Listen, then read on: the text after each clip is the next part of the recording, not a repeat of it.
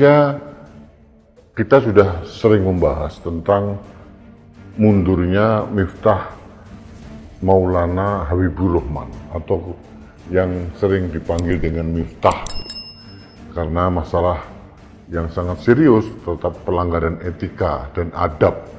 Ini sudah sering kita bahas. Kemudian orang sedang berspekulasi, siapa kira-kira yang akan menggantikan posisi Miftah Maulana sebagai utusan khusus Presiden bidang kerukunan beragama dan pembinaan sarana keagamaan. Ada beberapa nama yang disebut si A, si B, si C. Kalau menurut saya kok tidak perlu ya ada pengganti dari Miftah ini. Utusan khusus tentang moderasi beragama atau lengkapnya adalah kerukunan beragama dan pembinaan sarana keagamaan ini tidak terlalu urgent dan akan berpotensi tumpang tindih, overlapping dengan lembaga-lembaga yang ada. Kita sudah mempunyai Kementerian Agama, sudah mempunyai banyak dirjen di sana, dirjen Bimas, Kristen, Katolik, Islam, semuanya lengkap. Bahkan sudah ada lembaga tentang pengelolaan haji, ada lembaga tentang sertifikasi halal dan sebagainya. Di samping itu ada ormas yang sangat-sangat prestisius seperti Majelis Ulama Indonesia. Ada lagi, setiap agama mempunyai organisasi juga. Ada PBNU, ada PP Muhammadiyah, ada Al-Irsyad, macam-macam lah. Di Katolik ada Konferensi Wali Gereja Indonesia, KWI. Ada PGI di Kristen Protestan. Ada juga PDHI di Hindu, ada juga Persatuan Buddhis, ada juga Persatuan Konghucu. Sudah banyak. Dan kita, bangsa Indonesia ini, tidak perlu diajari untuk bagaimana kita melakukan kerukunan dalam beragama. Sudah mempunyai dasar yang kuat, kita itu tertakdir oleh sejarah bahwa kita itu adalah bangsa yang pluralisme, yang menghargai perbedaan. Masalah kerukunan beragama, biarkanlah tokoh-tokoh besar di bidang agama masing-masing itu saling berkumpul, saling bertemu, dan memberikan pemahaman kepada umatnya masing-masing. Saya kira cukup, tidak perlu lagi intervensi pemerintah untuk hal ini. Pemerintah cukuplah membuat aturan yang lebih jelas tentang mempermudah pendirian rumah ibadah misalnya.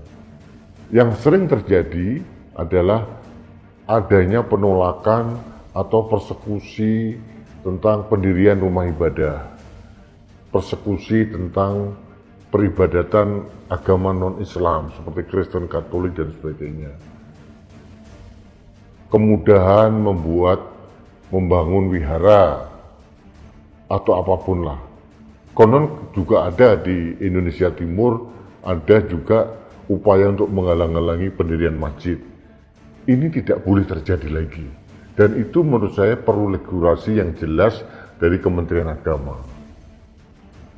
Karena kalau utusan khusus Presiden bidang kerukunan beragama dan pembinaan sarana keagamaan, apa powernya?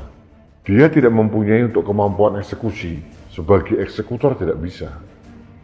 Dia hanya memberikan saran kepada Presiden dan sudah ada Kementerian Agama, sudah ada Majelis Ulama Indonesia, ada PBNU, ada Muhammadiyah, ada KWI, PGI, ada PDHI dan sebagainya.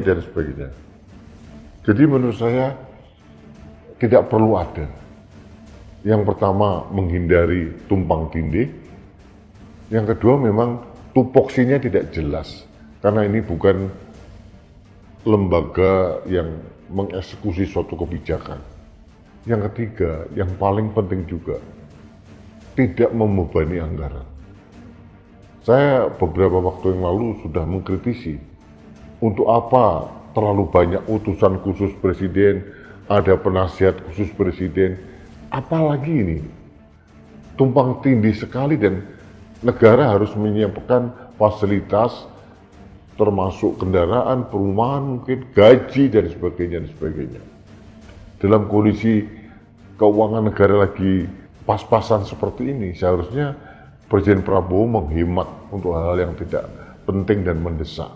Yang penting dan mendesak, yang menjadi prioritas adalah mengoptimalkan fungsi dari lembaga atau kementerian yang ada, yang terkait dengan sektor masing-masing. Itu diaktifkan, diefektifkan, kerjanya diefisienkan supaya mereka bisa bekerja dengan baik, dengan hasil yang optimal. Tidak perlu lagi penambahan pejabat-pejabat baru, apalagi konon katanya selevel menteri. Seperti kemarin rame di media cetak, di media online, di media massa, banyak netizen mengkritisi posisi seorang Raffi Ahmad, utusan khusus presiden juga, dengan pakai embel-embel jabatan sebagai utusan khusus. Dia meresmikan jejaring gedung film baru. Ada konflik of interest karena ada keterlibatan perusahaan pribadinya dia. Hal-hal seperti ini yang akan menimbulkan banyak masalah, banyak polemik, dan akhirnya menghabiskan energi kita untuk membahas hal-hal yang tidak produktif. Jadi sekali lagi saran saya kepada Presiden Prabowo, tidak perlu lagi lah capek-capek harus mencari pengganti dari Miftah ini. Tidak perlu ada, dioptimalkan lembaga, kementerian yang terkait atau badan-badan terkait dan ormas-ormas terkait untuk melakukan tugas ini. Zaman dulu, mulai zaman B.J. Habibie, Presiden Gus Dur, Presiden Megawati, Presiden SBY, Jokowi, tidak ada utusan khusus seperti ini. Aman-aman saja. Kalau ada percik-percik tentang persekusi ibadah, ya itu diatasi. Kalau ada upaya menghalang-halangi pendirian rumah ibadah, ya diatasi. Tidak ada peran utusan khusus dalam hal ini. Yang perlu dilakukan adalah satu, apakah kita masih perlu SKB 2 Menteri? Apakah kita masih perlu FKUB? Jadi menurut saya hal seperti ini yang perlu kita kaji lebih dalam, dan itu sudah ada ormas dan kementerian lembaga yang terkait yang mengurusi hal ini. Yang terjadi justru saya menyarankan Presiden Prabowo ke depan ini memangkas lagi jabatan-jabatan yang tidak urgent, tidak perlu, dan lebih berpotensi menimbulkan overlapping, tumpang tindih, dan tentu saja akan menghabiskan anggaran. Itu usulan konkret saya.